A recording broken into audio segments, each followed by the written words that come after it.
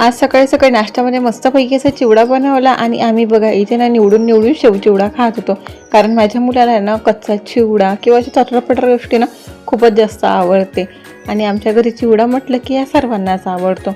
मग सर्वांनी मिळून मस्त असं चिवडा एन्जॉय केला आणि नंतर आज घरी होते. खरं तर बरं नव्हतं म्हणून घरी होते, पण हाच पसारा काढत बसते कारण थोडासा धूळसुद्धा झालेला होता. नंतर हॉस्पिटलला गेले आणि सकाळपासून काहीच नव्हतं खाल्लं, तर नाश्तासुद्धा बाहेरच केला. मग संध्याकाळी ना यांनी छानपैकी मला आवडतं मस्त सोनपापडी आणली होती. आता बरं तर नव्हतं, पण नवऱ्याने बायकोने काही खाल्लं नाही म्हणून स्पेशली आणली होती.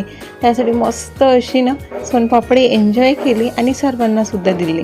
त्या चेहऱ्यावरचा आनंद पाहून तुम्हाला समजलंच असेल की मला सोनपापडी किती आवडते. नंतर संध्याकाळी ना मस्तपैकी थोडेसे पापड आणि खरमुरे काढून घेतले कारण बाबाला खायची इच्छा झाली होती.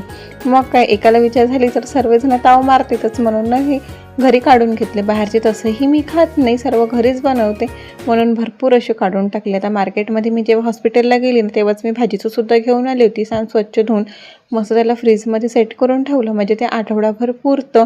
आणि नंतर संध्याकाळी ना स्वयंपाकामध्ये आज काकडीचे थालीपीठच बनवले होते कारण बाकी स्वयंपाक करायची काही एनर्जी होती नाही. मग सर्वांनी मस्त सकाळचा डाळ भात आणि ही थालीपीठ एन्जॉय केले. चला तर मग भेटू नेक्स्ट व्लॉगमध्ये.